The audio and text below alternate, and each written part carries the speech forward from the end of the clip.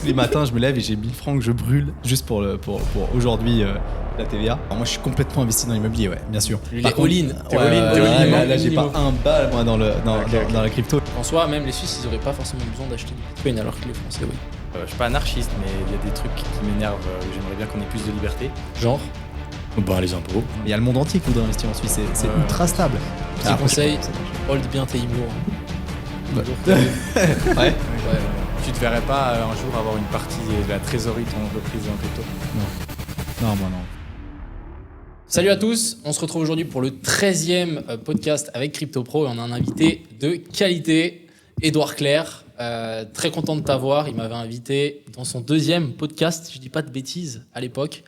Je pense qu'il y a beaucoup de gens en Suisse, peut-être vous l'avez déjà vu, expert immobilier. Puis on va le laisser se présenter. Bonjour Knut. Bonjour Arthur. Merci beaucoup pour l'invitation. Ouais, effectivement, on avait fait un podcast au tout début. C'était pas le deuxième, hein, mais c'était. C'était pas le deuxième. Non, c'était. Il y a combien de temps au tout début. Hein. C'était, mais il y a, je sais pas. 2 ans. Ah ouais, autant que ça. Je sais pas, mais c'était au tout début. Non, j'avais même pas le podcast il y a 2 ans. C'était au tout début. Moi, je me souviens, je t'avais envoyé. Bon, je te laisse te représenter, puis après on peut. Ouais. discuter de ça. Mais ça fait longtemps. Moi, du coup, je fais que de l'immobilier en Suisse. Donc, je suis expert en estimation immobilière, ça s'appelle. Ouais. On a une société maintenant qui fait de l'expertise immobilière, de l'évaluation économique des immeubles et du conseil en développement patrimonial dans le domaine de l'immobilier. Donc, en investissement immobilier pur, en Suisse, romande plus précisément. Ok. Donc voilà, c'est ça mon activité principale. Et on est assez visible par les réseaux sociaux. Ouais, Hein, voilà. parce que c'est aussi un influenceur, comme on aime dire. Ouais, voilà, je suis un influenceur. Mais j'habite pas à Dubaï, hein. J'habite en Suisse. Bientôt. Ça va être sympa parce qu'il y en a pas mal qui nous regardent, qui nous critiquent parce qu'on est à Dubaï, etc. Donc ça va être cool. On en a un là. Voilà, vous avez quelqu'un qui va défendre votre cause. J'ai aucune critique par rapport à Dubaï. Il y a des super opportunités là-bas. C'est un lifestyle qui est complètement différent, mais j'ai aucune critique par rapport à ça, non. Et d'ailleurs, je paye tellement d'impôts que je comprends parfaitement pourquoi. Il faut le dire. Je sais pas comprends si tu la peux le dire. Ouais. Ce que tu m'avais dit là le week-end passé. Ah ouais, bien sûr. Quand tu te lèves le matin. La TVA, ouais, tous les matins, je me lève et j'ai 1000 francs que je brûle à la poubelle juste pour aujourd'hui la TVA. Mais voilà. Putain, ça va être sympa de se Nous lever. aussi, la TVA, elle nous fait du bien, Knut. Hein. Ouais, putain. Surtout que nous, en plus, 20%. on 20. Parce qu'on est avec des Français. On est avec des Français, Ouais. c'est- Mais ça doit te motiver tous les matins. Tu te lèves à moins 1000. T'as intérêt à bien, je travaillais. Et du coup, t'as quel âge? 26 ans, j'ai eu 26 ans la semaine passée d'ailleurs. Et du C'est coup, dur. Inved, c'est ce que tu fais à fond maintenant. Voilà, ouais. Donc Inved, c'est quoi? C'est la société, effectivement. Ouais. C'est le nom de la société qui fait de l'expertise immobilière. Ok. Donc, c'est purement de l'évaluation économique. On a 3 produits ou services. Hein. On fait un programme, on a un programme en ligne hein, pour les gens qui souhaitent apprendre en autodidacte comment investir dans l'immobilier en Suisse. Ok. On fait des expertises économiques pour déterminer la valeur des immeubles, soit pour des financements, soit pour des acquisitions, soit pour des ventes, soit pour d'un point de vue fiscal, hein, pour des rulings fiscaux, ça nous arrive aussi. Et puis on fait du conseil. Donc voilà, simplement du conseil pour le développement patrimonial. Moi, en gros, ton client type, c'est quelqu'un qui aurait peut-être du capital et qui aimerait investir dans l'immobilier, ou pas forcément du capital, à part ça, pas beaucoup, et qui sait pas par où commencer, et du coup, il se dirige vers toi, et par des formations ou alors Il y a l'expertise du de la consulting, etc., il investit en immobilier. Ouais, complètement. On a souvent, alors c'est des propriétaires ou des personnes qui ont du cash et qui souhaitent investir parce qu'en Suisse, c'est impossible d'investir si on n'a pas un petit peu d'argent quand même. On est obligé de mettre des fonds propres. Et puis, en fonction des profils qu'on a, alors souvent, on a des personnes qui sont déjà propriétaires, soit de la résidence principale, soit ils ont hérité. On a beaucoup de successions, ouais. Et ils souhaitent développer le patrimoine ou en tout cas extraire la substance de ce qu'ils possèdent pour développer ce patrimoine, en faire quelque chose, quoi. Et c'est vrai qu'avant, on avait une vision beaucoup plus conservatrice. Ça veut dire pas d'endettement, ça veut dire on reste modeste par rapport à ce qu'on a. Et aujourd'hui, on a vraiment la nouvelle génération qui me suit d'ailleurs sur Internet et qui pousse un peu l'ancienne génération, ou alors eux, quand ils héritent, le développement de leur patrimoine. Donc voilà, ils essayent de trouver des solutions pour se rendre aussi la vie un peu plus facile à long terme grâce à l'immobilier. On mettra si jamais tous les liens en description si jamais vous voulez aller voir et si ça vous intéresse tout simplement. En tout cas, c'est vraiment spécialisé suisse. Hein. Ouais, alors La c'est France, purement suisse. Ouais, parce que je sais que tu m'avais dit qu'il y avait beaucoup de Français qui avaient mais non, c'est pas comme ça. Ouais, alors oui, sur les réseaux C'est bien sociaux, pour les malheureusement, commentaires, puisqu'on parle français et que je fais des vidéos en français et qu'on a 2 millions d'habitants en Suisse romande, mais qu'on est très collé, hein, donc on est en limitrophe à la France, on a évidemment des Français qui tombent sur notre contenu. Et donc, des fois, j'ai des mecs qui commentent mais tu parles encore en franc, on n'est plus en 1970, 1970 pour les Français. Ouais, c'est un truc de fou. Hein. Ou alors, c'est pas du tout comme ça que ça marche, renseigne-toi. Enfin, voilà, bref. J'en veux pas aux Français qui font ça sur mes vidéos parce qu'ils peuvent pas savoir. Bon, ceux qui disent tu parles encore en franc, t'es en 1980. Ça, je me dis, bon. Les gars, quand même, vous pourriez regarder une deuxième vidéo, je sais pas, vous faire l'effort de juste. Surtout que ça se voit quand même dans ton branding que t'es en Suisse, etc. Ouais, c'est très rouge, il y a des croix suisses partout. Enfin bref, c'est vrai. Je suis important de. Je fais exprès de mettre en avant la Suisse pour justement éviter ça. Mais voilà. Et toi, du coup, pas du tout en France et autres pays, ou peut-être un jour? Non, alors j'ai une théorie assez stricte là-dessus. C'est que l'immobilier suisse, c'est déjà tellement complexe parce qu'en Suisse, on a des systèmes qui sont divisés en trois. Les règles, donc les règles du jeu en Suisse pour l'immobilier et pour tout d'ailleurs, pour toutes les lois et comment le pays fonctionne. C'est d'abord, on a l'étape fédérale, l'étape cantonale et l'étape communale. Ça veut dire que la confédération, le pays, donne des règles dans son ensemble. Donc on a des lois fédérales, mais on a aussi qui touchent l'immobilier et qui concernent l'immobilier, mais on a aussi des lois cantonales qui sont propres à chaque canton. Ça veut dire qu'à Genève, il y a des règles qui ne sont pas pareilles qu'en Valais, qui ne sont pas pareilles qu'à Fribourg, qui ne sont pas pareilles que sur Vaud. Et puis ensuite, dans chaque commune, on a des pratiques qui sont différentes les unes des autres. On a moins de lois, on n'a pas vraiment de lois communales, en tout cas propres à l'immobilier, mais on a des pratiques qui sont très différentes les unes des autres. Et donc en soi, pour être un expert du marché immobilier suisse romand, c'est déjà très très compliqué. Il y a des milliardaires qui sont devenus milliardaires uniquement à Genève, en investissant que à Genève. Certains investissent que dans des régions précises de certains cantons. Donc en fait, c'est ultra micro-situationnel. Donc j'arrive pas à comprendre déjà comment on peut être expert du marché immobilier suisse dans sa globalité. Moi, clairement, je le dis, je connais très très bien la Suisse romande et comment ça fonctionne en Suisse romande, mais principalement Genève, Vaud, Valais et un peu Fribourg, mais après déjà moins Neuchâtel et Jura. Mais par contre, je ne sais pas comment on peut être expert international en immobilier. C'est impossible. À mon sens, c'est impossible. On peut avoir des visions globales, mais on ne peut pas connaître les après, détails. Si tu veux rajouter un pays comme la France, je pense c'est le genre. Ouais, après, ce serait compliqué. Ouais, c'est très compliqué. Alors bon, la France, je pense que dans le fonctionnement, c'est déjà global, plus simple. Ça doit être centralisé, un peu les mêmes règles pour toute la France. Ouais, j'ai l'impression que c'est un peu Paris qui décide et après tout le monde fait pareil, plus ou moins. Après, il y a peut-être des particularités que j'ignore et que je connais pas, très clairement. Mais typiquement, un exemple très basique, c'est la loi Carrez qui s'appelle en France. C'est la loi qui permet de calculer le mètre carré de la surface habitable de chaque logement, qui n'existe pas du tout en Suisse. Donc en Suisse, à Genève, on ne calcule pas les mêmes mètres carrés, ou la façon n'est pas la même que sur Vaud ou qu'en Valais. C'est presque autant le chenille que nous avec toutes nos cryptos. Voilà. Mais c'est ce que je trouve hallucinant d'ailleurs en immobilier suisse, parce qu'on paye le mètre carré ultra cher. À Genève, vous payez 20 000, 25 000 francs le mètre carré dans certaines régions. À Verbier, c'était le mètre carré le plus cher du monde, je crois. Alors, c'est le mètre carré Verbier, c'est le mètre carré le plus cher de Suisse. Ouais. La station de ski qui a gagné le record des stations les plus chères de Suisse, donc le prix du mètre carré le plus cher de Suisse. Et accessoirement, c'est proche du plus cher du monde parce que effectivement, la Suisse, c'est déjà dans le top 5 peut-être des pays les plus chers du monde en matière immobilière. Donc voilà, le top de Suisse, c'est proche du top du monde. Si c'est pas le top du monde, mais c'est entre...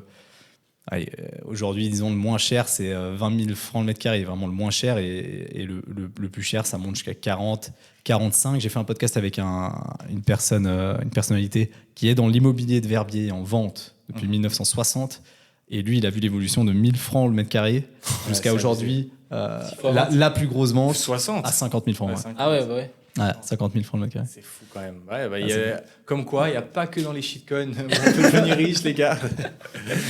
C'est cool. Et est-ce que toi, du coup, tu as des biens immobiliers parce que du coup, tu es assez jeune, je pense que ça peut être intéressant. Ouais, alors moi, je suis complètement investi dans l'immobilier, bien sûr. Lui, les all-in. Là, j'ai pas un bal, moi, dans la crypto. Effectivement, je suis 100% focalisé sur l'immobilier. Mais par contre, je fais pas de détention, vraiment. Peu de détention. Donc tu fais des flips? Ouais, je fais que des flips, ouais. Donc c'est des opérations, on achète, on rénove, on revend, ou alors on développe, on construit et on vend. Okay. Donc voilà, je suis concentré là-dessus plutôt. Ouais. Ok, c'est intéressant. Ça c'est super intéressant. Et ça coûte combien en fait? Si moi demain j'aimerais commencer dans l'immobilier en Suisse, il me faut combien? Écoute, je pense que ça dépend du salaire. Attends, t'as ton exemple là. Ouais, exactement. Je prends toujours mon exemple à moi, parce que j'ai fait ma toute première opération avec 50 000 francs de fonds propres. Donc en fait, j'ai mis de côté un maximum d'argent. Il faut savoir que en Suisse, pour la Suisse, 50 000 francs de fonds propres d'économie, voilà, il y a quand même beaucoup de monde qui l'ont, en gros. Mais dès que j'ai pu, en fait, je vivais chez mes parents, quoi, donc je mettais de côté un maximum dès que je gagnais. Et puis dès que j'ai eu 50 000 francs, j'ai acheté un premier appartement. Et puis je l'ai rénové, je l'ai revendu. Et voilà. Donc en gros, on peut déjà. À Genève, ce serait impossible de faire ça. Moi, c'était pas à Genève du coup. Mais si on ouvre un peu son spectre sur des cantons un peu moins chers, on trouve des solutions. Ouais. Et puis on peut espérer gagner combien quand on commence comme ça, genre en termes de revenus? Pour avoir une idée, ouais. Avoir une idée, en gros. Alors, si on loue, ça n'a rien à voir avec là, tu dis en rendement. rendement. Un revenu, en rendement. Ouais, en rendement, mais pas genre en rendement la prise de valeur du bien, en rendement ce que je peux avoir dans ma poche à la fin de chaque mois. Mais quand tu loues, hein, parce que moi, sur ce cas-là bien précis, j'ai pas loué. Hein. Donc moi, j'ai revendu derrière. Okay. Mais donc, si tu loues, alors la Suisse, mais effectivement, c'est pas le pays avec la rentabilité la plus élevée. Par contre, certainement le pays avec le marché immobilier le plus stable. Parce que vous pouvez pas perdre d'argent globalement si vous faites pas n'importe quoi. C'est impossible de perdre de l'argent, très clairement. Ce qui n'est pas le cas avec les shitcoins. Je peux pas dire c'est impossible, mais parce que rien n'est impossible et tout investissement supporte un risque. Hein. Vous connaissez bien ça. Mais l'immobilier suisse, c'est quand même très très sûr. Mais maintenant, disons, des rentabilités standards, c'est 4-5%. Quoi. Voilà. Par année. En gros, sur le prix global de l'objet. Je crois que l'appartement de Imo toi, en fait. est à 5. Voilà. 5,2. Typiquement, dans la région dans laquelle tu es, ça fait du sens. Ouais. Donc, Et du coup, qu'est-ce que tu en penses de la suite du marché immobilier en Suisse? Est-ce qu'il faut investir? Est-ce qu'il faut garder son argent? En ce moment, ça fait un peu peur avec les taux. Bon. C'est quoi tes prédictions? Non, ça, après, c'est en France, ça. C'est quoi tes prédictions un petit peu par rapport à ça? Après, ça reste des prédictions. Pour avoir ton avis. Franchement, pour moi, c'est assez clair. Faut acheter. Il faut toujours acheter. Hein. Mais là, on a. Avec Inved. On a une situation, exactement. Si vous ne savez pas comment faire, contactez-nous. Mais on a une situation très délicate aujourd'hui sur le marché suisse. C'est l'évolution démographique qui est beaucoup plus importante que l'offre qu'on arrive à proposer sur le marché en immobilier, parce qu'on ne construit pas assez par rapport aux personnes qu'on accepte sur le territoire. Donc on a très clairement une courbe décroissante maintenant du taux de logements vacants. Ça veut dire qu'il y en a de moins en moins. Hein, donc des logements vacants, c'est des logements disponibles sur le marché. Et aujourd'hui, c'est impossible de voir la tendance s'inverser au rythme où on va. En fait. Bon, et c'est bien, du coup. Alors, c'est bien pour le marché, effectivement. Les prix, aujourd'hui, à ce stade, c'est impossible qu'ils baissent, honnêtement, sur l'immobilier suisse. D'ailleurs, l'immobilier a été extrêmement résilient en Suisse sur les 2-3 dernières années, contrairement à la France ou aux États-Unis, où ça a été beaucoup plus, le marché a été beaucoup plus impacté par l'évolution des taux. En Suisse, ils ont triplé, mais ils n'ont jamais tellement dépassé les 3%. Moi, j'ai vu une fois quelqu'un qui a signé au-dessus de 3%. Sinon, j'ai jamais vu quelqu'un de signer en dessous de ça. Donc, c'est resté assez raisonnable. Et aujourd'hui, on est déjà au-dessous des 2. Hein, donc, on est à 1,7. On est déjà redescendu là, on est à 1,7% plus ou moins. J'ai pas suivi. Sur 10 ans. J'ai pas suivi. J'étais concentré sur les US. Pour moi, ils ne bougeaient pas. Du coup, j'ai cru que la Suisse n'avait pas encore bougé. Mais non, mais alors, très clairement, la Suisse, la BNS a augmenté son taux d'intérêt après la BCE ou la Fed. Et puis, aujourd'hui, elle l'a rebaissé avant la BCE et la Fed, ce qui est assez rare. Hein. Ah ouais, la BNS, c'est rare qu'on prenne de l'avance. Ouais, parce que l'inflation a été corrigée ultra rapidement en Suisse, grâce surtout au franc suisse, qui était très très fort, qui est toujours très fort d'ailleurs. Il est super fort. Très cool. Donc en fait, toi, c'est drôle parce que en fait, on remarque, du coup, nous, on n'est pas les meilleurs pour dire ça, mais les gens commencent à rentrer dans la crypto, le Bitcoin de manière générale, parce qu'ils veulent un rempart à l'inflation, un rempart à l'insécurité un peu économique qu'il y a dans le reste du monde. Mais toi, en fait, t'en as pas besoin. En tant que Suisse, là, avec tout ce que tu nous expliques dans l'immobilier, etc., en fait, c'est pas du tout quelque chose qui... Bon, moi, je suis aussi suisse, donc je le vois aussi. Mais c'est étonnant de le voir dans l'autre sens. Ouais, alors... Oui, je voulais dire comparé à la France. Moi, je me souviens quand j'étais petit, je devais calculer 1,6 francs suisses pour avoir 1 euro. Alors que maintenant, c'est 1,1. C'est 1,1. C'est même moins, c'est 1,1, je crois. Ouais, c'est même un petit peu en dessous, je crois. Donc, comparé à la France, genre, nous, on est devenus tellement beaucoup plus riches. Donc, en soi, même les Suisses, ils n'auraient pas forcément besoin d'acheter du Bitcoin, alors que les Français, oui. Ouais. Si on peut faire une courbe très rapide. Effectivement. Non, alors je pense que c'est important d'investir. Il ne faut pas garder que sa monnaie, évidemment. Mais effectivement, d'ailleurs, j'ai jamais compris pourquoi, et je pense que beaucoup de Suisses en mordent les doigts, mais les Suisses qui ont acheté à l'étranger pour la rentabilité. Et même si tu vas chercher du rendement en France, si tu vas chercher 10% de rendement, mais si ta monnaie, elle prend de la valeur, et donc l'euro, enfin l'argent que tu as acheté, tu as perdu des francs suisses contre de l'euro. Et au final, même si tu as un bon rendement sur l'euro, mais la monnaie perd de la valeur, en 2022, je crois, elle a perdu 6% par rapport au franc suisse, ça bouffe toute ta rentabilité. C'est énorme. Et encore en plus en France, tu prends des risques de fou avec toutes les lois qu'il y a là pour les squatteurs et tout. Genre, t'as pas le droit d'expulser les gens qui payent pas l'hiver et tout ça. Ouais. Mais tu prends des risques énormes comparé à juste investir près de chez toi. Ouais, c'est compliqué. Ouais. Donc les Suisses investissent en Suisse, les Français investissent en Suisse. Alors, les étrangers peuvent pas investir en Suisse. C'est un peu l'avantage qu'on a ici.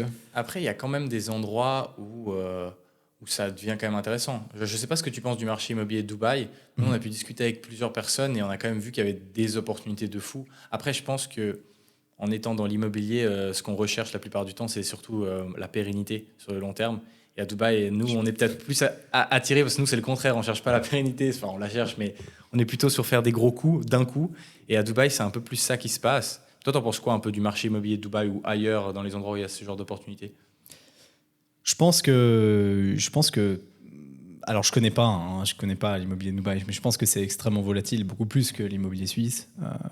Mais à mon avis, j'investirais plus à Dubaï qu'en France, ouais. Okay. Personnellement. Mais après, c'est moi personnellement, mais je vais pas investir à Dubaï. Moi, je pense qu'il y a ça reste quand même des marchés qui sont délicats. Je veux dire, Dubaï, ça reste un désert. Donc certes, les meilleures situations, une fois qu'elles sont prises, elles sont prises. Ouais. Mais la différence entre Dubaï et la Suisse, c'est que Dubaï, tu peux aller creuser dans le désert et tu peux t'étendre à n'importe quelle distance. Je veux dire, on s'en fout.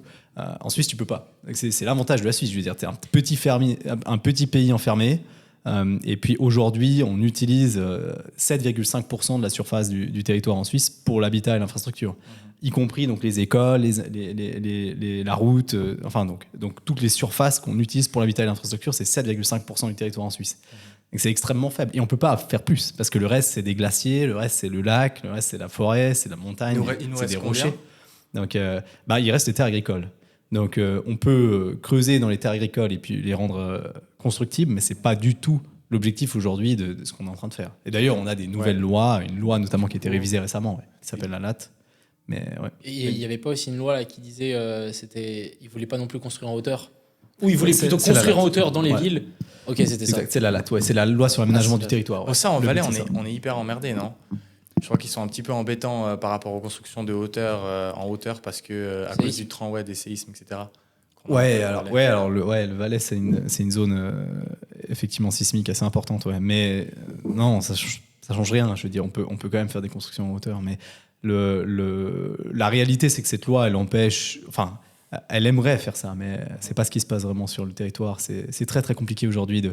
Et la problématique, c'est que c'est dur de rentabiliser. Donc déjà, ça prend énormément de temps et d'énergie à surélever, parce que c'est l'objectif maintenant. Ça veut dire justement, au lieu d'aller chercher des terres agricoles et puis de construire horizontalement, on veut construire verticalement. Ça veut dire qu'on veut utiliser les bâtiments qu'on a déjà et qui sont déjà construits, on veut les surélever, les agrandir en hauteur. Parce qu'on ne veut pas étaler les gens sur le territoire, on veut les empiler les uns sur les autres, parce que ça utilise moins de territoire. Et vu qu'on a peu de territoire, on est obligé de l'optimiser. Et la réalité, c'est que surélever, ça demande autant d'énergie que de construire, parce que même des fois plus, hein, c'est compliqué techniquement, et puis c'est compliqué juridiquement, administrativement.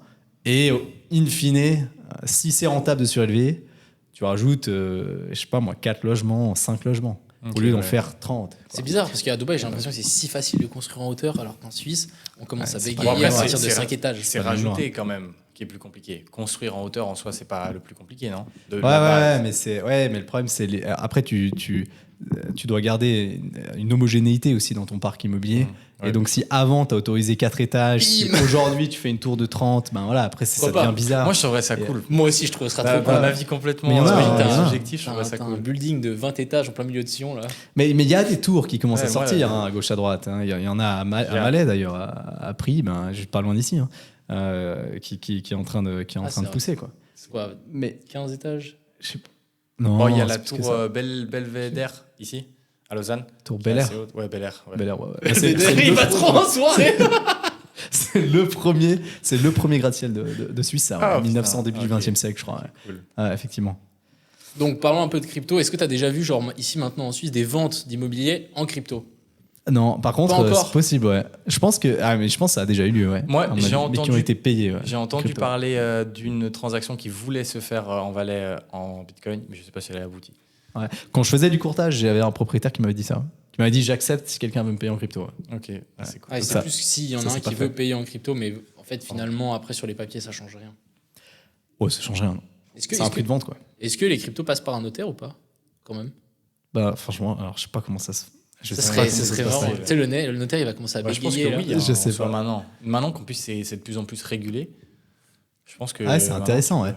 C'est intéressant. Je sais pas comment ça fonctionnerait. Je l'ai pas fait. Mais je pense qu'il faut arrêter le prix et le cours du Bitcoin à un Ouais, moment ouais. donné, quoi. Ouais, il faut Ouais, se faut mettre le- d'accord et sur faut se mettre d'accord, une cotation. Et puis, exactement. Et puis après, je sais pas, mais le transfert, à la limite, il peut se faire que du vendeur à l'acheteur. Ouais. Je pense drôle. pas que. Ah, Ça, parce que Jamais vu. typiquement à Dubaï, c'est quelque chose de ultra développé. Tu peux Ouais. pratiquement partout payer en USDT ou en Bitcoin. Sur C'est un truc les, de fou. sur les contrats directement, tu as le Ouais. Liban et en dessous, tu as l'adresse Ethereum. Ah ouais. c'est une En folie. USDT direct. Et même tu peux ouais, choisir. sur même les trucs immobiliers, pour donner un exemple qui est assez parlant, à Dubaï, il y a plein d'endroits où tu peux te promener, ils aiment beaucoup montrer, etc. Et très souvent, tu as des espèces de petites baraques au milieu de la rue qui Petites sont. baraques. Ouais, non, mais Mais je sais pas comment appeler ça, tu vois. mais genre Ouais, de ouais. luxe. Ouais, exactement. Ok. Avec des petites vitres, avec des gens dedans. Et c'est toujours une marque ou quelqu'un qui vient faire une promotion de quelque chose. Et il y a très souvent, par exemple, Damac, qui est un Ouais. très très gros constructeur à Dubaï. Et c'est très drôle parce que sur ces petites baraques, c'est marqué genre payment in Bitcoin ou des trucs comme ça, Exact. carrément dessus. Donc là-bas, c'est vraiment hyper démocratisé de pouvoir faire ça. Et les deux sont vraiment bien mis ensemble. Donc c'est fou. Je me demande si en Énorme. Suisse, un jour, on aura une autant Je grande pense. Ça- homogénéité. Peut-être c'est un petit peu plus long, la détente. Ouais, ben justement, je me dis toujours que je devrais m'intéresser vraiment beaucoup plus à la crypto parce que ça va arriver la même Fort. chose partout, quoi. C'est bon, t'as Thiago, t'es c'est- bien entouré. en vrai. C'est une évidence. C'est toi. Ouais, alors, Vas-y, ouais. dis-moi. non, je dis, Yago peut m'aider, mais Ah oui, Yago, c'est pas. C'est effectivement, il peut m'expliquer, mais il faudrait vraiment que je m'y intéresse plus. Mais je suis tellement focalisé sur l'immobilier que pas tout faire, quoi. Mais Et t'en penses quoi un peu, même si tu connais pas trop? Ouais, attends, moi j'en ai une question. Parce que du coup, avant, je t'ai demandé si tu avais de l'immobilier. Le Est-ce pauvre. que maintenant tu as de la crypto? Ouais. Non, Non, alors- je vois un petit peu ce que tu demandais, Knut. Ouais, non, alors moi, mais c'est pas un domaine qui m'intéresse. En fait, j'ai toujours été contre la diversification, moi.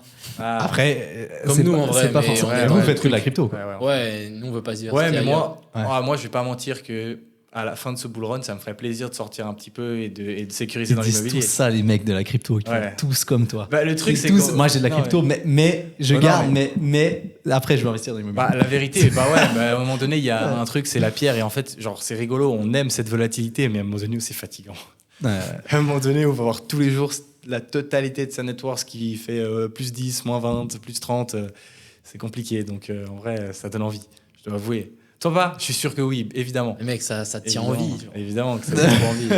Ça donne trop Ouais, envie. c'est clair. Non, mais il faut pas cracher sur l'immobilier, quoi. Mais Avec comme- Imo, ouais, il faut comme- acheter comme- dans Imo. Voilà, exactement. Non, mais non, la crypto, je trouve que alors, moi, j'ai jamais. Enfin, je pense que je vais jamais vraiment m'y intéresser plus que tant. Si je vais m'y intéresser, c'est pas pour investir, mais c'est pour comprendre comment ça Pour la fonctionne. parce que technologie. Pour la technologie Ouais. qui va vraiment. Enfin, qui a déjà Parce que pour toi, révolutionné. ça peut vraiment Mais avoir clairement, du. Exactement. Et la blockchain, moi, c'est un truc que j'adore dire, mais je sais pas si j'ose le dire en podcast, en fait, maintenant. Vas-y, Mais vas-y. souvent, je pense que je vais me faire insulter dans les commentaires, mais des fois, je dis que la blockchain, c'est une plus grande invention que le Bitcoin en lui-même. Mhm. Tu vois?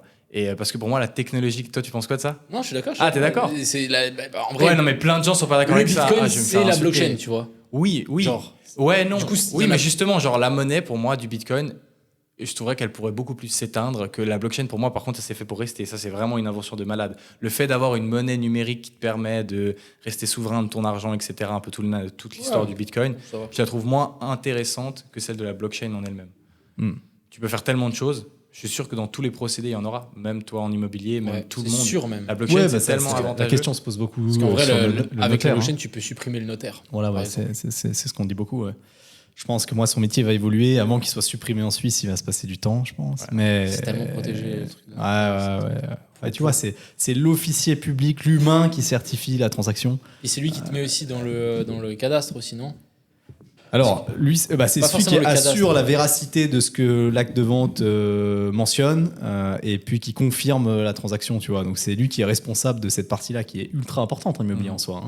Hein. Ouais. Et voilà, mais après, Je pense que ça ira plus vite peut-être dans des pays qui sont beaucoup moins.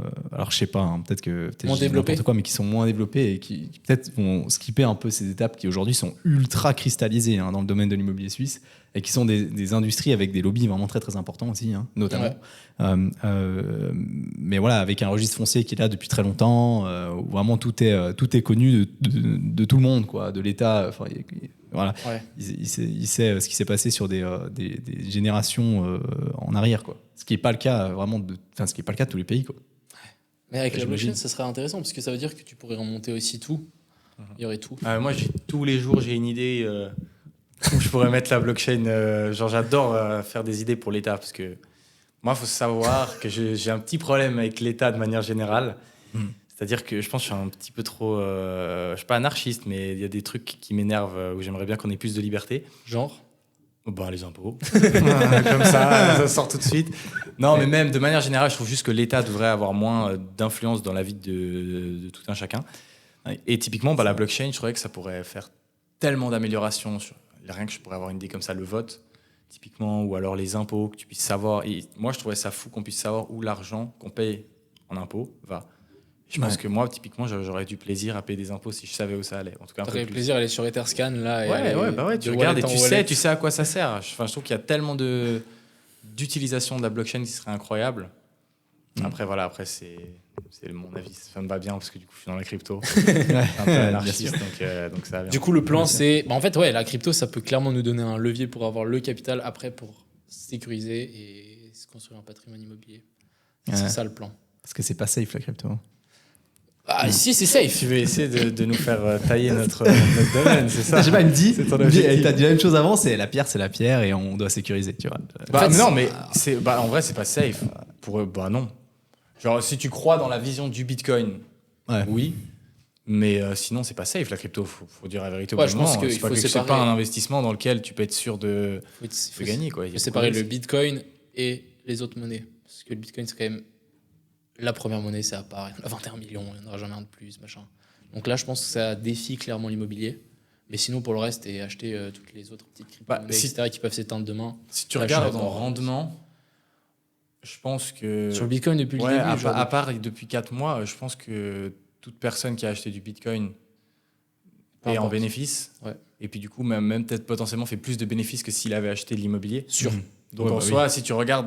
Parce que tu vois, pour déterminer à quel point un actif est sécurisé ou pas, on regarde ses performances passées. Et du coup, si tu regardes le Bitcoin, après le problème, c'est que tu as beaucoup plus de data dans l'immobilier. Donc ça te permet de faire une plus vraie truc. Mais si tu regardes dans Bitcoin, il a quoi, 15 ans? Plus 2008. Ouais, 17 ans, un truc comme ça. Un peu moins, 16. Bref, c'est beaucoup moins, quoi. Du coup, tu arrives moins à avoir... on ne sait pas trop ce qui peut se passer non plus dans le futur. Mais du coup, tu ne te verrais pas un jour avoir une partie de la trésorerie de ton entreprise en crypto? Non. C'était clair. Non, mais j'ai pas d'intérêt. En fait, je suis pas complètement opposé à la diversification, mais dans ma situation, ça, je trouve que ça n'a aucun sens, quoi. Parce que toute l'énergie que je devrais investir pour comprendre comment ça fonctionne, c'est du temps que j'investirais pas dans ce que je sais faire. Et vu que je sais bien le faire, je pense que je peux faire parce que je peux faire beaucoup plus que 16% moi, en immobilier, tu vois. Beaucoup plus, mais c'est juste que annualisé. Donc, mais c'est juste que je dois être concentré là-dessus. Ok. Et c'est pour ça, d'ailleurs, j'ai une conversation avec un podcast que je viens de faire maintenant au bureau.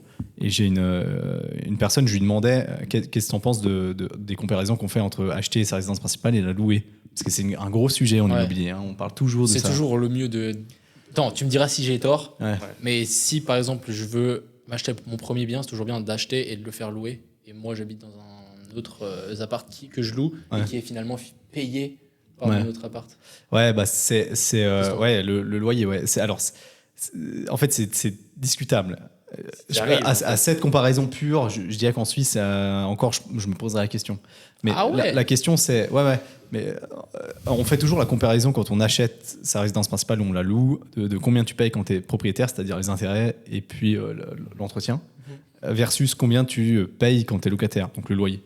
Et en fait, c'est complètement faux de penser comme ça, parce qu'il manque une data hyper importante qui est quel est le manque à gagner, donc le coût d'opportunité que tu as en étant propriétaire de ta résidence principale. Parce que tu dois mettre 20% de fonds propres, plus 5% pour les frais d'acquisition. Donc tu as 25% de fonds propres qui sont bloqués minimum dans ta résidence principale. Et ces 25%, tu les fais pas travailler. Tu les fais travailler un petit peu parce que ta résidence principale prend un petit peu de valeur dans le temps. Mais voilà, c'est modeste. Elle prendra un peu de valeur, oui. Donc ton argent travaille un peu. C'est pas vrai qu'il travaille pas, mais est-ce que tu peux le faire travailler beaucoup mieux? Et si tu es capable de... Donc la question, je dirais plutôt, c'est à quel point tu es capable de faire travailler ton argent? Et si tu es capable de bien le faire travailler, clairement, tu dois être locataire. Mais si tu es incapable de le faire travailler, donc je dirais, pour quelqu'un qui a de l'argent et qui fait rien avec, et tu compares avoir de l'argent sur un compte en banque qui te rapporte 0 ou 0,012 et acheter ta résidence principale, ou alors... Enfin, acheter ta résidence principale et tu utilises cet argent, ou alors tu restes locataire, mais cet argent, tu le laisses à la banque et il fait rien. Alors là, évidemment, c'est plus intéressant d'acheter sa résidence principale. Okay. Mais typiquement, dans mon cas, je peux faire le calcul comme je veux. J'ai aucun intérêt d'acheter ma résidence principale. J'aurais l'impression de brûler du cash de faire ça. Ouais, ok. Donc je le fais pas. Ouais, je ferai la même chose. Je serai locataire toute ma life. Jusqu'à temps, peut-être un moment, je suis bien, je me dis bon. Allez, voilà, exactement. Bah là, après, dans un deuxième temps, là, je parle vraiment pour un jeune. Ouais, quand tu te lances. Voilà, exactement. Mais dans un deuxième temps, ta question, c'est ok, tu as une famille, tu veux de la stabilité, tu veux de la sécurité, tu veux pas qu'il y ait un mec qui vienne te dire écoute, on va te foutre dehors parce qu'on va faire des travaux. Alors, si tu veux casser un mur, tu casses un mur. Et là, c'est une autre question. Ouais.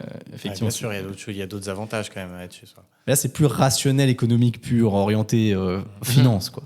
Ah, c'est émotionnel. C'est drôle parce que quelque chose m'est venu à l'esprit. On a un membre dans Crypto Pro qui s'appelle Arslan. Je crois que c'est ça. Je suis pas sûr. Des fois, je me trompe. Tu vas te faire donc big up si jamais. Qui est très sympa. Et lui, j'aimerais savoir ce que tu penses de ce qu'il a fait. Il a commencé. Du coup, c'est un Français et puis il a fait de l'immobilier. Mais il a fait de l'immobilier rénovation. Et il a revendu. Et ensuite, il a pris, je ne sais pas si c'est une grosse partie ou pas, mais il a pris pas mal de cash et il l'a mis en crypto de sa transaction immobilier. Tu penses que c'est bien ou pas? Mais il a fait quoi avec le reste? Je suppose qu'il a continué. Honnêtement, je sais pas à ce point-là. Je sais juste qu'il a pris une bonne partie et qu'il l'a mis en crypto. Ok. Tu trouves ça bien? Ouais, mais après, il aurait pu prendre une bonne partie et la remettre dans un autre bien immobilier, tu vois. Mais tu penses que ça aurait été mieux? Ça en fait, je sais pas, moi, ça me fait marrer du coup, parce que vu que tu l'as pas fait, j'aime bien un petit peu faire la comparaison, voir ce que tu en penses. Non, moi, de nouveau, j'aurais aucun intérêt à le faire parce que je pourrais faire beaucoup mieux en retournant dans l'immobilier. Ouais, c'est tout. Mais après, je comprends sa démarche. Après, il y a une grosse différence encore. Il est Pro, donc il sait tout. Ah, il a besoin. Ouais, d'accord. Mais alors, si c'est tout, tant mieux. Il peut faire des belles opérations. Mais il y a toujours un truc à garder en tête. Une grosse différence entre l'immobilier et la crypto qu'on ne parle pas, c'est l'effet de levier de la banque. Hein. Donc, tu as l'exposition de la dette quand même en immobilier. Mais je veux dire, un franc que tu investis, c'est 4 francs d'immobilier que tu achètes, quoi. Ça, c'est important. Bon, nous aussi, on a des leviers. Sauf pas les mêmes leviers. Sauf que, disons que nous, en fait, on peut se faire liquider, mais on peut monter jusqu'à x1000. C'est pas mal. Il y a une limite. Ouais, il y a une limite qui peut arriver très vite. Ça, c'est du casino, c'est pas pareil. J'avais une autre question. Je sais que la question, elle revient souvent et je sais que t'embauches quand même pas mal de gens. Je sais plus combien vous êtes dans Inved. Non, on va être 10 bientôt, là. Ah putain, c'est pas mal. Hein. Ça devient presque une petite PME. Ça passe de start-up à pas mal.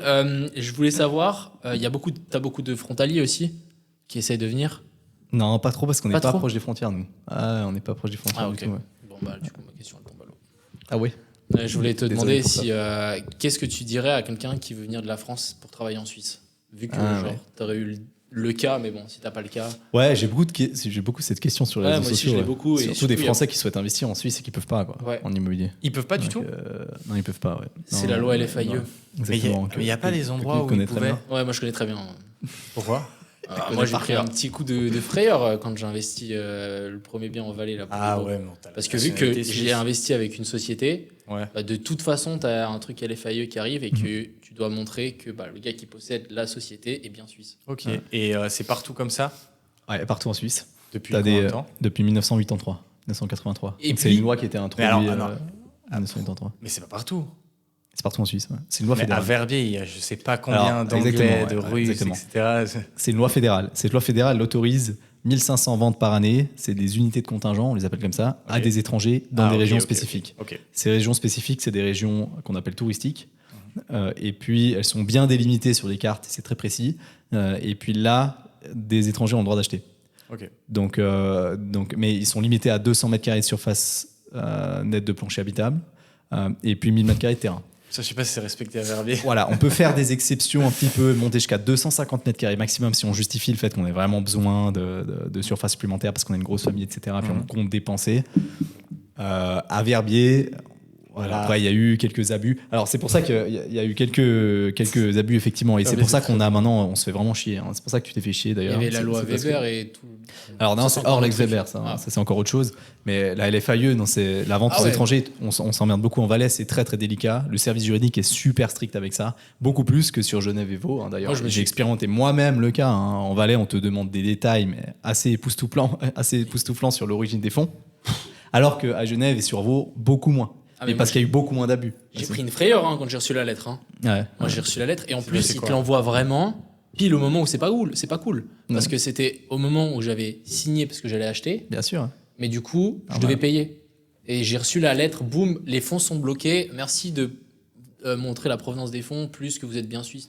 Bien et sûr, du coup, genre, le gars à qui j'allais acheter, il était là en mode, bah ouais, frérot, ça avance.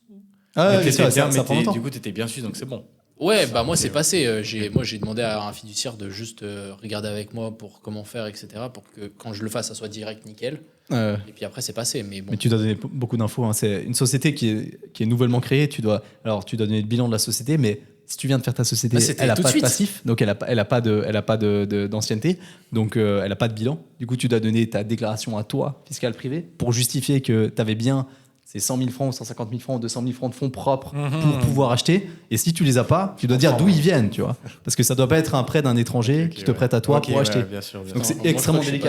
Mais est-ce qu'il y a des trucs un petit peu, par exemple, j'ai un fonds à Zug, j'ai des clients étrangers et je suis un fonds immobilier, ça existe un petit peu?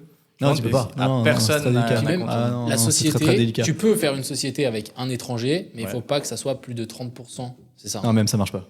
Vraiment, ça marche pas. Moi, j'ai eu 30%. Ouais, je sais, c'est écrit dans la loi, mais c'est pas appliqué comme ça. Et ça, c'est dingue. C'est inexplicable.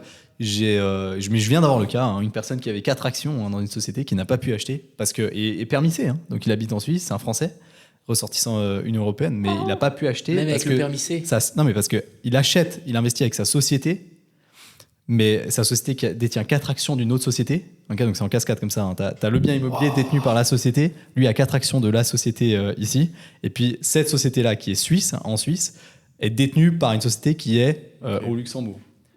Et ça a été bloqué. Parce que justement, l'origine des fonds, tout à la base, ça vient de hors Suisse. Quoi. Wow. Alors que lui, il détient Donc en plus, il y a juste un mouton noir au milieu. Hein, parce que lui, il détient la société du Luxembourg à 100%, mais et son argent, du coup, à titre privé, lui, il a le droit. Parce qu'il est permissé. Donc en fait, c'est ultra délicat. Et ce qui est fou, c'est que je pense que là, il y a 2 opérations qui dans le cas... Enfin, dans le cas de les FAIE de manière générale, j'ai pu traiter des opérations sur les cantons différents et c'est pas du tout traité de la même manière. Il n'y a pas la même exigence, la même rigueur. En Valais, ils sont pénibles. En Valais, ils sont ultra stricts parce que Berne les regarde de très près parce qu'il y a eu trop d'abus dans certaines régions. C'est dingue la différence. Moi, là, j'arrêtais pas d'imaginer avec Dubaï. Dubaï, je veux dire, tu viens avec n'importe quel fonds, tu n'avais pas besoin de les déclarer. Des fois, malheureusement, il y a des abus. Ça, je trouve ça inquiétant, tu vois. Ouais. Je trouve ça inquiétant. Et j'en parlais. C'est ça qui fait pump autant les prix de l'immobilier là-bas. Voilà, exactement. Mais les prix de l'immobilier à Dubaï, c'est quand même moins cher qu'en Suisse. Hein. Et dans les top situations, c'est cher. Hein. Mais je parlais avec un investisseur qui a énormément investi en Suisse, qui est étranger. Mais parce que les étrangers peuvent investir dans l'hôtellerie, les bureaux, le commercial. Donc il y a le commerce, mais pas ce qui exactement, c'est l'affectation résidentielle qui est complètement exclue des étrangers. Mais quand je dis étranger, c'est les personnes qui résident à l'étranger. Hein. C'est pas un Français qui vient en Suisse. Un Français qui vient en Suisse, il peut acheter ce qu'il veut. Permis B, ressortissant Union européenne, il peut acheter. Les gars, les Français, vous savez ce qu'il faut faire. Hein. Il faut habiter en Suisse. Ouais. Il faut habiter en Suisse et avoir des fonds que tu prends à titre privé, mais qui t'appartiennent à toi. C'est-à-dire toi, à titre privé, tu as les fonds et tu peux investir en Suisse.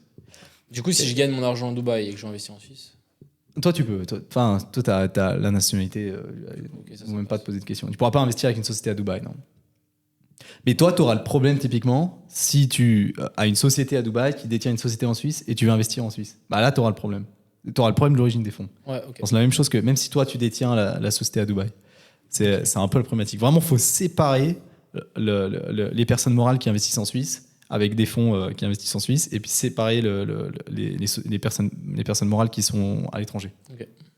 Mais c'est assez délicat, ouais. Et l'investisseur étranger qui investit en Suisse m'a dit très clairement, parce que je lui ai demandé ce qu'il pensait, ça, lui, parce qu'il se fait vraiment chier du coup avec ça. Et du coup, il ne peut investir que l'hôtellerie et le commercial. Je lui ai demandé qu'est-ce qu'il pensait de cette loi de 83. Et il m'a dit honnêtement, moi je trouve que c'est une très bonne chose, quoi. Parce que du coup, les prix sont déjà tellement chers. Il faut se rendre compte qu'à Genève, on paye jusqu'à 25 000 francs le mètre carré pour les top situations.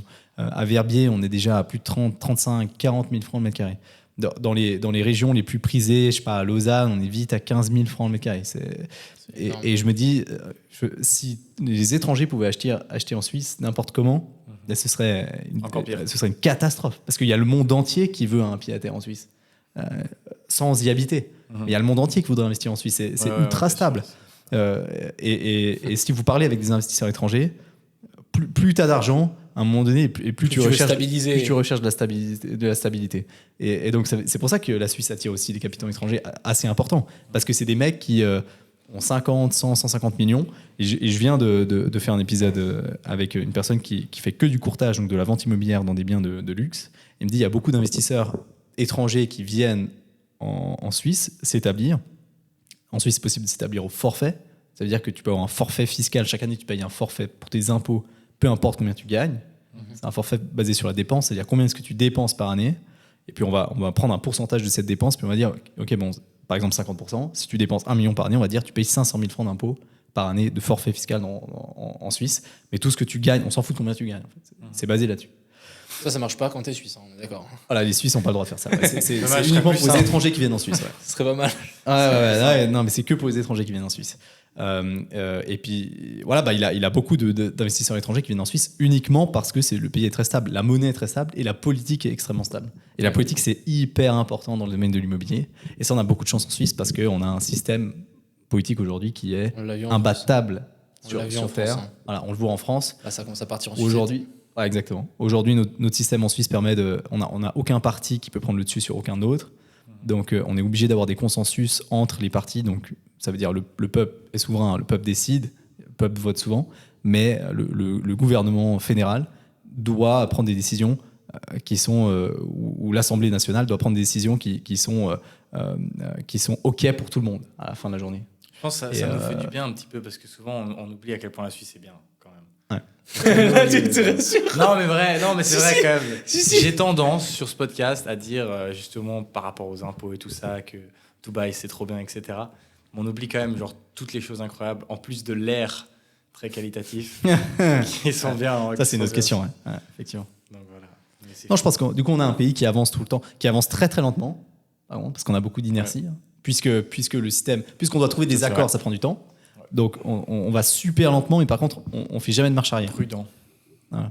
On avance très doucement, on va jamais en arrière. Mais du coup, dans le cas où une société suisse détient de l'immobilier, je suppose que ça arrive quand même assez souvent.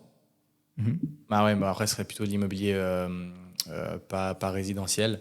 Du coup, si une société détient de l'immobilier résidentiel, je peux pas vendre genre une action à un étranger. Si c'est fait par après ou pas, ou c'est possible dans ce sens-là. Alors ça, ce sera uniquement en Valais, peut-être, où ils vont. Non, mais part du principe que tu peux pas, ouais. Franchement, part du principe que tu peux pas. Moi, j'ai vu 30%. On m'a dit je 30%. sais. Moi, je trouve vraiment dingue. Et le courrier que mais moi, j'étais persuadé aussi. Le courrier que j'ai reçu, alors peut-être d'un point de vue fond, mais honnêtement, moi, le problème, c'est l'origine des fonds. Et moi, je ne veux plus jamais recevoir cette lettre. Le courrier était très, très clair. J'ai bégayé, moi. J'ai reçu la lettre, là. La lettre, elle fait peur. J'ai cru que j'étais un terroriste. Ouais, la Suisse, ils savent mettre des pressions de temps en temps. Ah non, mais j'ai cru que j'étais un terroriste. Je reçois la lettre, là. J'étais en mode, bon, on va faire un scan, on va l'envoyer. Ah ouais, c'est chaud. Et du coup, après, ça s'est bien fini et tout. Mais le problème, c'est que ça bloque vraiment la transaction. T'es vraiment pris au piège et les fonds sont bloqués. Ouais. Donc, non, puis c'est un délire. Chaque année, tu dois redemander autorisation. Ouais, c'est une chaque année, c'est ça une chaque année. Ça coûte genre 400 balles ou 500 balles. Et en fait, c'est juste, en gros, c'est une taxe, quoi. Vraiment, c'est une taxe. Parce que ça prend du temps dans la transaction. Ça va prendre du temps pour s'opposer. Parce que, si je ne me trompe pas, Berne a 30 jours pour s'opposer à le service juridique valide. Et ensuite, Berne a 30 jours pour recourir ou valider le non-recours à la décision du service juridique cantonal. Et puis du coup, ça dure vite 1 mois et demi, quoi. Ouais, Voilà. clairement. Donc ça bloque un peu la transaction et c'est assez chiant.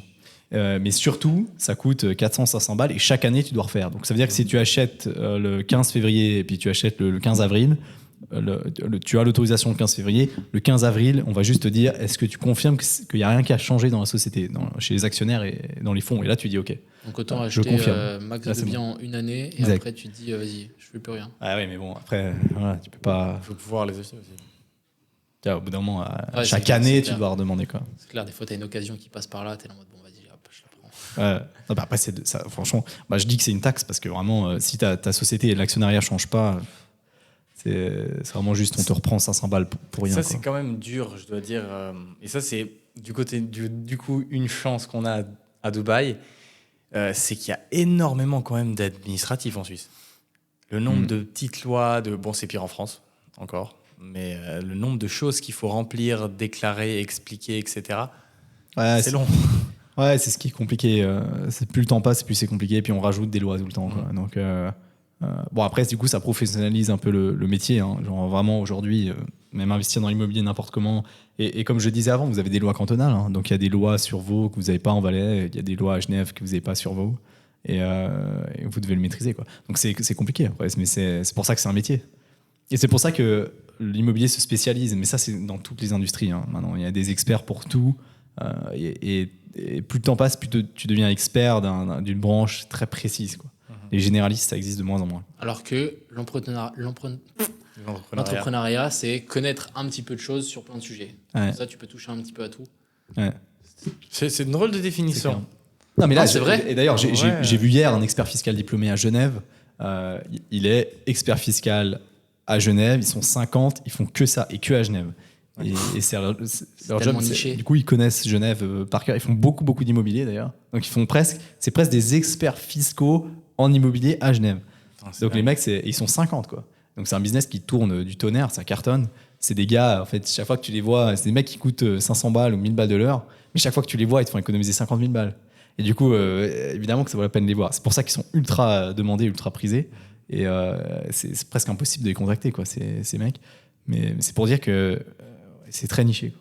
Et du coup, je vais poser la question que je pense que beaucoup de gens se posent. Comment tu arrives à être expert ou à ton niveau? Ah bah t'apprends, hein. T'apprends Moi, j'ai dans le- beaucoup de chance parce que la visibilité sur les réseaux sociaux m'a ouvert mon spectre largement, quoi. Très Du coup, les largement. gars, faites des Donc, vidéos sur les réseaux sociaux. Ouais, non, mais alors ça, très clairement. Hein, cette visibilité m'a donné des contacts chez les pros de l'immobilier. Et les contacts chez les pros de l'immobilier m'ont donné des informations exceptionnelles. Ah, j'imagine. Donc maintenant, La course à l'information, ça, t'aimes bien ça, Arthur. il y a 2 ans, je connaissais rien. Hein, franchement, à part dans le canton du Valais où je connais vraiment très bien comment ça fonctionne, je connaissais rien du reste de la Suisse romande.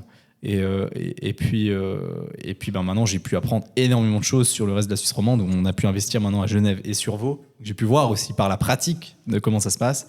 J'ai pu voir à quel point c'était chaotique ce que j'ai vécu sur le canton de Vaud, honnêtement. Sur l'investissement qu'on a fait, c'était compliqué. Mais j'ai pu voir les différences qui sont très importantes hein, d'une région à l'autre.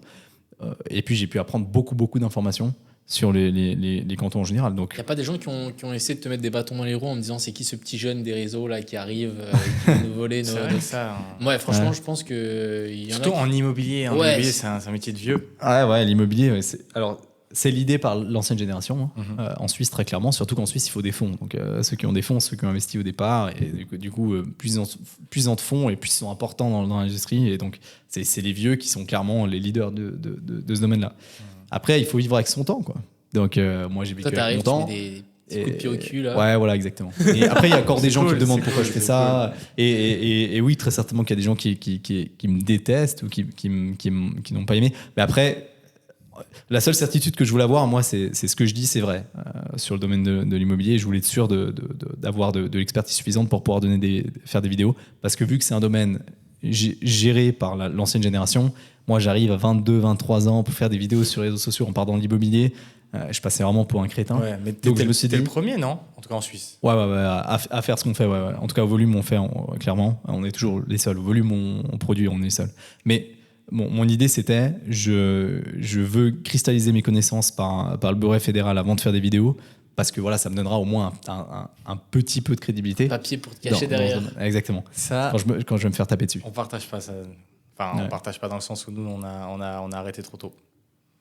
Pour avoir ça. Clairement. Mais après, la crypto, c'est beaucoup plus jeune. Hein. Ça n'a c'est rien clair, à voir. ouais. Ça a La rien à crypto, voir. il n'y a pas un papier C'est pro de la exactement. crypto. Hein. Tous ceux qui sont dans la crypto, ils sont comme vous. Ils ont appris en faisant. Ouais. Et ce qui est très très bien. Moi, je suis complètement défenseur de ça. Et d'ailleurs, moi, j'apprends beaucoup plus en faisant que ce qu'on apprend à l'école, dans le domaine de l'immobilier même. Hein. C'est clair. Mais- Cas par cas. Par contre, il y a beaucoup plus de législation en immobilier qu'en crypto-monnaie. Ah, mais en crypto, c'est le Far West. Donc voilà, c'est le Bon, Far si West. tu veux. Ouais. Donc vous faites un peu ce que vous voulez. Moi, nous, on a quand même des trucs que je peux pas dire, que je pense que vous pouvez dire, ouais que je peux pas dire en immobilier, qui sont. Ah ouais Bah Un mais exemple. attends, si tu dis des trucs faux. Non, mais Ah, si j'ai tu envie dis de des savoir. trucs faux, bah typiquement le droit du bail. Le droit du bail, c'est un domaine dans l'immobilier qui est très très délicat. Aujourd'hui, c'est l'article 253-275 du Code des obligations. Hein. Ça veut dire c'est une quinzaine d'articles, du coup une vingtaine d'articles. C'est tout petit, mais c'est hyper important. Il y a une jurisprudence qui est comme ça.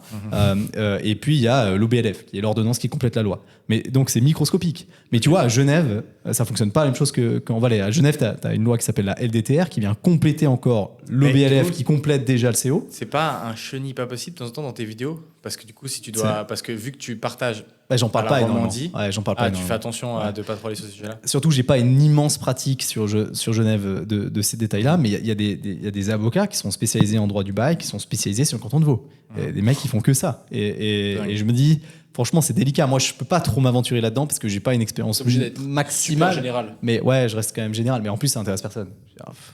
Si vous parlez aujourd'hui du règlement d'application de la L3PL sur le canton de Vaud, honnêtement, il n'y a personne qui va regarder cette vidéo. Quoi. On Je veux va dire, mettre ça ça en intéresse intro personne. et les gens Et- ils vont regarder. Non, mais par contre, c'est hyper important. Donc, n'importe qui fait une acquisition, et je me suis rendu compte, moi, c'est la seule acquisition qu'on a faite sur le canton de Vaud, ça nous a rajouté 3 mois de délai pour le transfert de propriété. Et ça, c'est des petits détails que tu ajoutes petit à petit au fil du temps, mais c'est des trucs que tu peux pas dire n'importe quoi sur Internet. Et, très clairement. C'est pour ça qu'aujourd'hui, moi, je suis assez cadré, quoi, parce que je connais ces lois. Il y a Et des c'est gens pour qui ça font. que j'ai fait les cours et que je continue de faire des cours. Hein, d'ailleurs, aujourd'hui, je fais le diplôme fédéral, qui chapeaute un peu les brevets fédéraux en Suisse, qui est un peu le diplôme qui cristallise le fait que tu connais plutôt bien l'immobilier, quoi. Ok. Et je le fais uniquement parce que déjà, j'ai envie de tout savoir sur ce domaine, et deux, plus je peux apporter d'informations, et le mieux c'est. Et ça reste quand même un peu le Far West, l'immobilier Et en ici vrai, aussi. Hein. Mais du coup, donc Comme à t'étudies Dubaï d'ailleurs. Hein. actuellement. Ouais. Et en fait, je trouve, je me dis un truc, mais ça doit être tellement bien pour faire des vidéos. Genre, Ouais. déjà, à chaque fois, tu as des nouvelles infos. Et en Ouais. plus, je pense que tu apprends super bien. Parce Ah que ouais, tu parce dois que tu dois réfléchir répéter à les ce que infos. tu dois dire, etc. Tu dois Ouais. les sortir de manière à ce qu'elles soient compréhensibles. Et là, on rentre dans un sujet éducatif, Ouais. vraiment. Éducatif suisse, qui est pour moi, de nouveau, c'est une réussite internationale, hein, qui aujourd'hui est copiée un peu partout, mais c'est le système dual. Le système dual, c'est un système qui te permet de travailler en même temps d'étudier, et qui cartonne ici en Suisse, et qui fait un bien fou à toutes les industries. Hein. Ah ouais, parce que le gars, verticalement. Parce qu'il n'y a personne qui sait mieux faire son job qu'un mec qui fait le job et qui apprend en même temps. Et qui fait les deux en parallèle, qui mélange les deux. Il n'y a personne qui est plus compétent que lui. Et d'ailleurs, moi, je l'ai toujours fait dans ma vie. Et là, les brevets fédéraux et le diplôme fédéral, c'est une merveille pour ça. C'est une ce qu'il y a merveille. pas en France, quoi. En C'est-à-dire, France, toutes c'est- les semaines, j'ai un jour de cours. Et le jour de cours où j'apprends des trucs qui sont directement liés à ce que je fais en pratique. Et pour moi, c'est exceptionnel. D'ailleurs, je l'ai dit dans un réel une fois. Hein. Parce qu'il y a un truc que j'ai appris au diplôme fédéral cette année qui m'a permis offrir un service aujourd'hui d'investissement qui est absolument phénoménal, quoi. Et c'est un truc que j'ai appris au cours une fois et qui m'a fait comprendre par un banquier, du coup, qui donne des cours, comment on pouvait faire pour faire des acquisitions immobilières sans fonds propres en Suisse. Hein. Et, Sans fonds propres. Ouais, sans fonds On propres. veut l'info. Je peux pas, ça m'a coûté 55 000 francs, je peux pas. Franchement, démerdez-vous. Non, je rigole, non, je l'ai dit sur un réel. C'est ce qu'on appelle le prêt postposé. C'est aujourd'hui, et d'ailleurs, tu as dû le faire, je pense, toi, mais sans t'en rendre compte, hein, mais tu l'as fait. Quand tu investis via ta société, toi, tu as l'argent à titre privé, initialement, ok? Ouais. Peut-être via la crypto, tu vois. Oui, Tu fais des gains en crypto. Tu as 100 000 francs de fonds propres. Tu veux investir, mais tu veux investir via une société parce que tu as regardé mes vidéos et tu es intelligent. Et du coup, Yes. On a suivi. tu crées une société, Ouais. tu fais un prêt de toi à la société, c'est un prêt actionnaire. Au passif du bilan de la société, tu as un compte actionnaire. Le prêt, t'es pas obligé de le rembourser. C'est juste un truc dans le Alors, papier qui le prêt, alors effectivement, le prêt actionnaire, t'es pas obligé de le rembourser. C'est ouais, le effectivement. terme juridique pour dire Ouais, que là t'as mis de c'est l'argent. toi seul qui détiens une société seule et tu fais un prêt de toi à ta société. C'est encore un Ok. peu particulier, mais tu peux faire ça avec des personnes tierces. Mais t'es pas obligé de le rembourser, mais t'es obligé de le rémunérer. T'es obligé d'avoir un intérêt dessus. Et toi aussi normalement, hein, t'es censé le faire. Après, Ok, franchement, j'ai jamais fait de toi à titre privé à la société. j'ai jamais fait non. Et je crois que quasiment personne ne le fait. Donc. Mais si tu prêtes d'une société à une autre, ouais, tu le rémunères. Ouais. Ok. D'un petit pourcentage, mais en général, c'est 0,5%, 1%, c'est minime. Quoi. Mais ce que tu as dû faire, toi, en faisant ce prêt actionnaire, tu as certainement signé une convention de postposition à la banque, mais c'est la banque qui te file un document, qui te fait signer Sans à la doute, fin, ouais. dans tous les documents que tu signes. Donc, tu n'as Ouais. aucune idée que tu as signé ça. Ouais, mais j'ai dû signer ça, ouais. Et à mon avis, aucun banquier vraiment comprend le pouvoir de ce machin. Mais en gros, le pouvoir de cette convention de postposition en immobilier suisse, c'est que tu peux avoir demain un pote à toi qui te prête 100 000 que tu utilises comme fonds propres pour acheter. Mais sauf que son prêt est postposé au prêt hypothécaire. C'est-à-dire, si toi, tu trouves un deal immobilier et tu dis, je l'achète, je le revends dans 1 an et demi, je vais faire un peu de travaux dedans, toi, tu n'as pas de fonds propres, bah, ton pote, là, il peut te prêter 300 000, et puis toi, tu achètes avec ces 300 000, et ça, c'est considéré comme fonds propres de la banque s'il est postposé. Donc, ça veut dire qu'il est remboursable après le prêt hypothécaire de la banque. Et Ok. donc, c'est fantastique. Parce que ça veut dire que toi, ces 300 000 francs, c'est des fonds propres. Avec ça, tu peux acheter 1,2 million. Et puis, 1 an et demi plus tard, tu revends 1,4 million. Et toi, tu récupères les 1,4 million. Tu rends à la banque ce que tu dois rentrer à la banque. Et puis, ça veut dire, en l'occurrence, 300 000, ça veut dire 900 000. Tu rends à la banque les 900 000. Et puis, tu rends les 300 000 à ton pote. Et toi, tu gardes les 200 000. Puis tu lui donnes 50 000, parce Et là, que c'est t'as sympa. fait. Puis voilà. Voilà, si tu veux, tu lui rends. Exactement, tu lui rends les 300 000 ou 350 000, tu gardes 150. Et là, tu as fait infini de rendement sur fonds propres. Tu as sorti 0 francs de fonds propres, toi, mais tu as fait le deal. Tu as investi du temps. Quoi. Ouais, du temps et de l'énergie. Et ça, je l'ai appris au diplôme fédéral début d'année. Ah ouais. Incroyable. Et Je tu savais dis pas ça que à c'était fond. vraiment faisable. Tu Ouais. dis ça à Je fond. pensais que ça marchait, mais que si tu étais actionnaire de la société dans laquelle tu prêtes. Mais non, n'importe qui peut te faire un prêt postposé. Ok. On pourrait faire ça en crypto aussi, c'est bien. Bon, en crypto, c'est très très développé là, le borrowing et le lending. Ouais. Ouais. C'est vraiment très très sympa. C'est très très facile d'emprunter, de prêter. En fait, même en crypto, je pense que ça va te sortir par les oreilles ce que je veux dire, mais en crypto, en fait, il y a un truc qui est très très très populaire, c'est tu empruntes et enfin non, tu fais un deposit.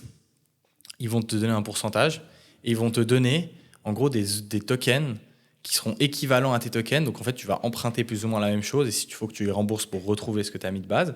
Et avec ceci, tu vas pouvoir aller les remettre dans une autre boucle pour faire du restacking et avoir des. En fait, tu peux faire des espèces d'intérêts qui se surplombent. Mais même moi, au bout d'un moment, ça part trop en cacahuète, je comprends plus.